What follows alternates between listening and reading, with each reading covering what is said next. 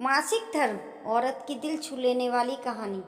अपने घर की लाडली सृष्टि जब पहली बार ससुराल पहुंची तो खूब लाड़ प्यार जताया जा रहा था। उस पर तारीफ मिल रही थी।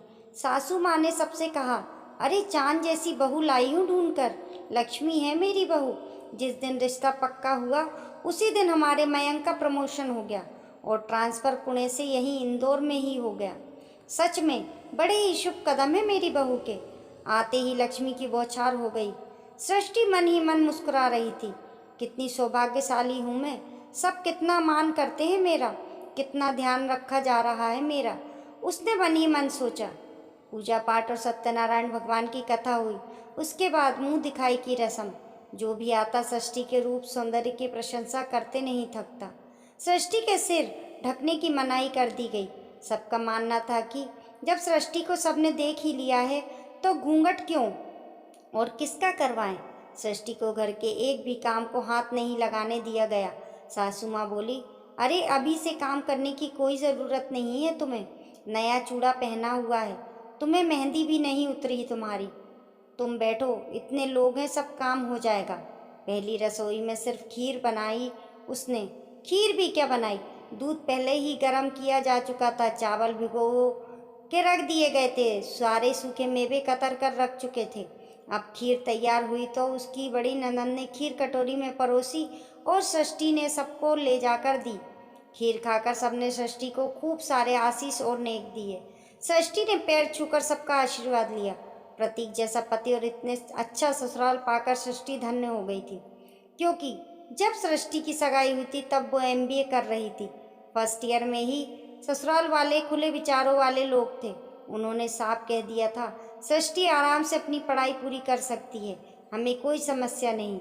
हम लोग इसकी पढ़ाई पूरी होने के बाद भी शादी कर सकते हैं, हमारी ओर से कोई जल्दबाजी नहीं होगी, आप निश्चित रहिए। और हुआ भी वही। 2 साल तक रुके सृष्टि के ससुराल वाले। एमबीए पूरा होने की सृष्टि के पास जॉब ऑफर आने लगे, क्योंकि अपने कॉलेज में टॉप किया था। एक अच्छी कंपनी से उसे जॉब ऑफर की गई। सृष्टि ने प्रतीक और अपने ससुराल वालों से जॉब करने की इच्छा जताई तो सब लोगों ने सहर्ष ही स्वीकृति दे दी। सृष्टि के साथ उसके घर वाले और रिश्तेदार, आस पड़ोसी सभी प्रतीक और उसके घर वालों की तारीफ करते नहीं थकते। शादी के बाद आज तीसरा दिन था सृष्टि का।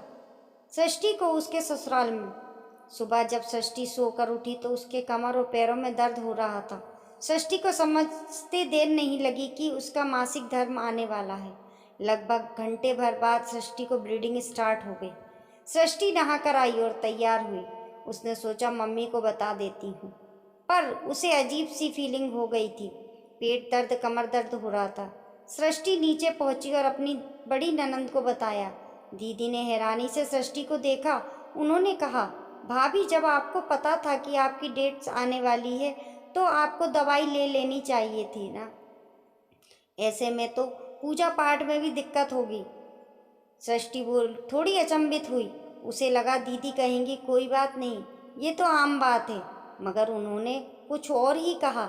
सृष्टि ने उनसे कहा, दीदी मुझे नहीं पता था मैं इतनी जल्दी हो जाऊंगी, अभी तो समय था, पर पता नहीं कैसे हो गई, और दवाई लेने से बाद में प्रॉब्लम होती है इसलिए नहीं ली, और अब तो पूजा पाठ हो चुकी है ना। दीदी सृष्टि को बिना कुछ कहे चली गई। उन्होंने दादी और मम्मी को जाकर बताया। सृष्टि दूर से ही देख रही थी। मम्मी और दादी दोनों ही परेशान हो गई। दादी की नज़र सृष्टि पर गई तो सृष्टि उन्हें देखकर आशीर्वाद लेने उनके पास पहुंची।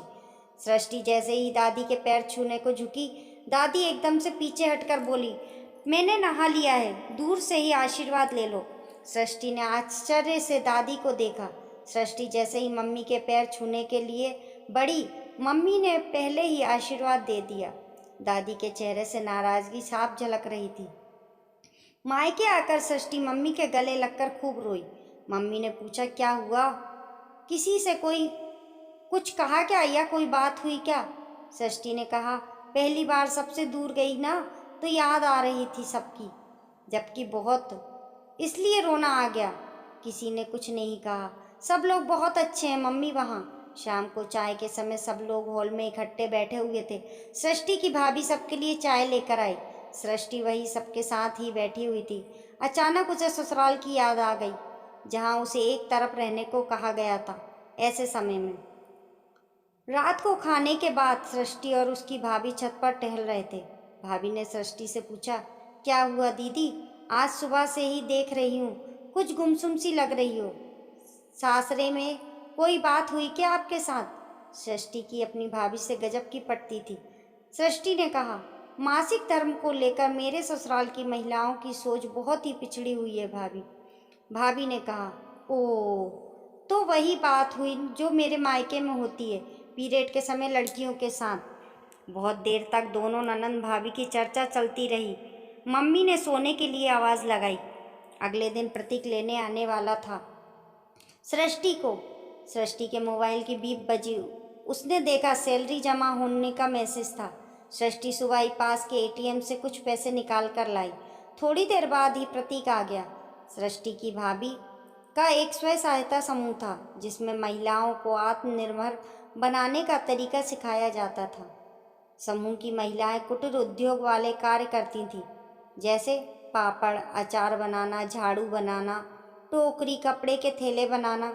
जब प्रतीक आया तो उन्होंने प्रतीक और उसके घर वालों से एक बार उसके उद्योग आने को कहा। प्रतीक ने सबसे विदा ली और सृष्टि को लेकर घर पहुंचा। घर पहुंचते ही सृष्टि ने दादी के हाथ में रुपए रखते हुए कहा, ये लीजिए दादी, शादी के बाद मेरी पहली सैलरी।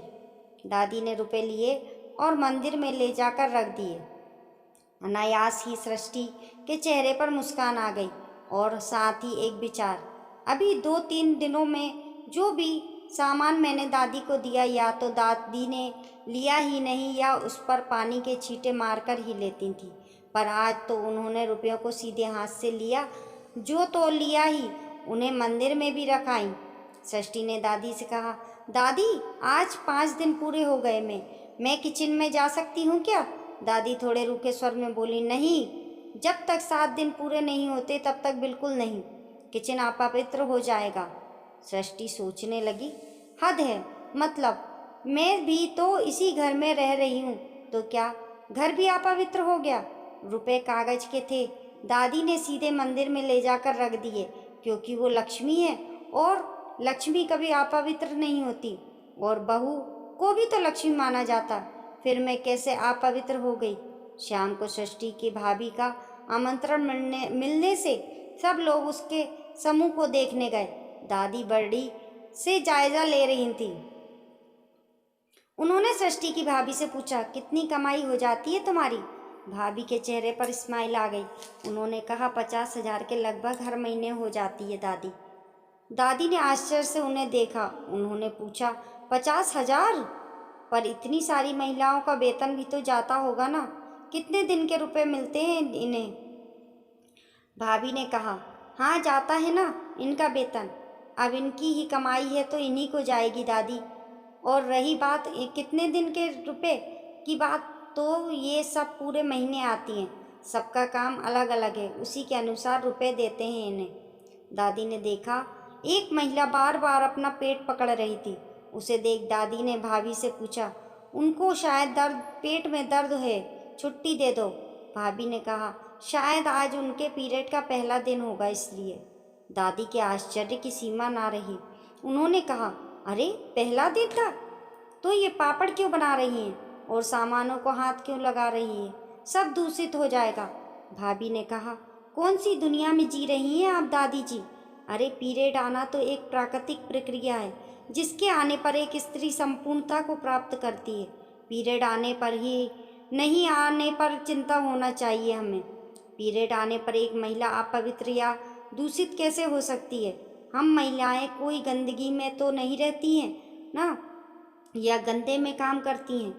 जो ब्लड हमारे शरीर से स्रावित होता है, वो ही तो भविष्य में हमारे गर्भ में पलने वाले शिशु को विकसित स्तर प्रदान करता है।